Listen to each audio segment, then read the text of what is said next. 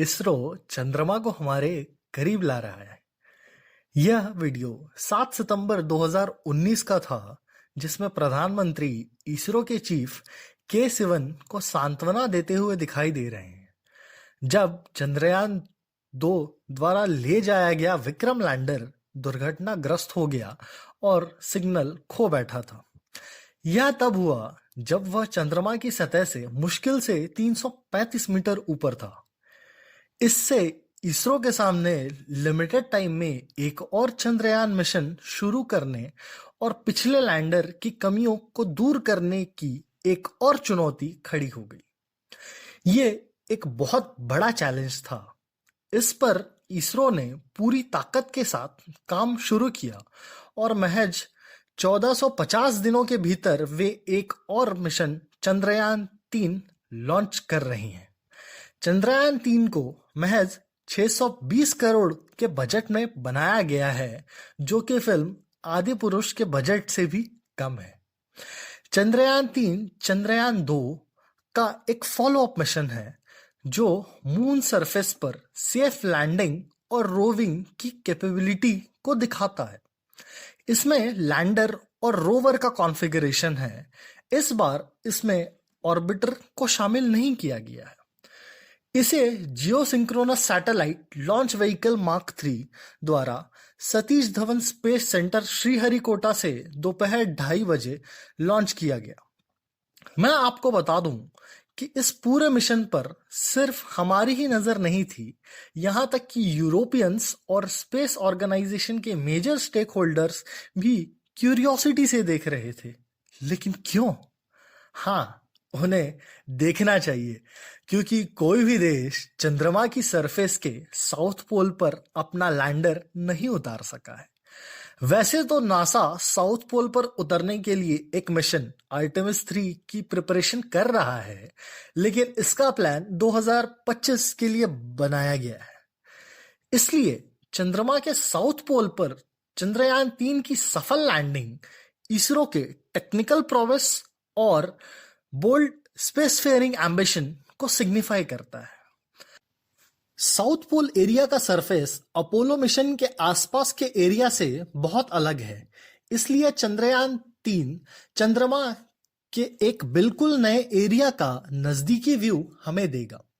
इसरो का कहना है कि चंद्रमा के साउथ पोल में पूरी दुनिया को विशेष रुचि है, क्योंकि इसके कुछ हिस्से में कंटिन्यूअस छाया रहती है, जिससे पहली बार चंद्रमा की बर्फ का सैंपल लेने की संभावना बढ़ जाती है। इसके अलावा चंद्रमा के साउथ पोल के पास बड़े गड्ढों में अर्ली सोलर सिस्टम की कंपोजिशंस के क्लू भी हमें मिल सकते हैं। अब जानते हैं हमारे रॉकेट जीएसएलवी के बारे में। जीएसएलवी मार्क 3 लगभग 3900 केजी का पेलोड ले जाएगा। अब वक्त है मिशन के ऑब्जेक्टिव्स को जानने का। इस मिशन के 3 मेन ऑब्जेक्टिव हैं। पहला, चंद्रमा की सतह पर सेफ एंड सॉफ्ट लैंडिंग का प्रदर्शन करना। दूसरा, चंद्रमा पर रोवर के घूमने का प्रदर्शन करना। तीसरा, वैज्ञानिक प्रयोगों को कंडक्ट करना। आइए समझते हैं लैंडर, रोवर और प्रोपल्शन मॉड्यूल को। लैंडर मिशन की लाइफ 1 लूनार डे है। इसका वेट 1750 किलोग्राम है और इसमें 3 पेलोड है। पेलोड 1 है रंबा लैंगमुइर प्रोब, जो सरफेस इलेक्ट्रॉन की डेंसिटी और समय के साथ इसके चेंजेस को मेजर करेगा। दूसरा है chaste, Chandra's surface thermo physical experiment. इसका यूज मून सरफेस के थर्मल प्रॉपर्टीज को मापने के लिए किया जाएगा। तीसरा होगा इल्सा।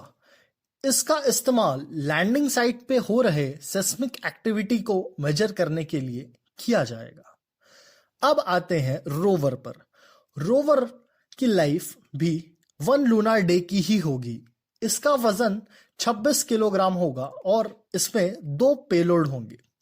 पहला पेलोड होगा APXS जो कि है अल्फा पार्टिकल एक्सरे स्पेक्ट्रोमीटर। यह चांद की सतह के बारे में हमारी समझ को और बढ़ाने के लिए वहां केमिकल कॉम्पोजिशन और एलिमेंटल कॉम्पोजिशन को कलेक्ट करेगा। दूसरा पेलोड लिब्स होगा, that is laser induced breakdown spectroscopy. यह चांद के लैंडिंग स्थल के आसपास की चांद की मिट्टी और चट्टानों में एलिमेंटल कॉम्पोजिशन की कंसंट्रेशन को कंफर्म करेगा। प्रोपल्शन मॉड्यूल का वेट 2148 केजी होगा और इसमें सिर्फ एक ही पेलोड लगा होगा।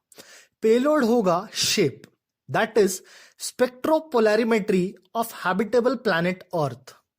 ये फ्यूचर में 100 प्लैनेट्स की डिस्कवरी करेगा जो हमें उसके हैबिटेबल नेचर के बारे में बताएंगी। Now comes the chronology. पूरे मिशन को 3 फेज में विभाजित किया गया था। पहला फेज अर्थ फेज, दूसरा फेज ट्रांसफर फेज और तीसरा और final phase that is moon phase. Rocket से सैटेलाइट अलग हुआ। चंद्रयान 3 23 से 24 अगस्त को चंद्रमा की सतह पर उतरेगा। लैंडिंग के बाद यह 1 लूनर डे में एक्सपेरिमेंट की एक श्रृंखला आयोजित करेगा। इस दिन को स्पेस रिसर्च और डेवलपमेंट के इतिहास में सबसे बड़ी उपलब्धि के रूप में चिन्हित किया जाएगा।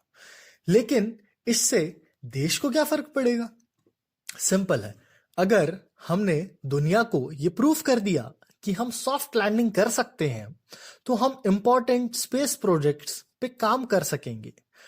जो काम नासा कर रही है और रेवेन्यू जनरेट कर रही है वो हमारा इसरो भी कर सकेगा।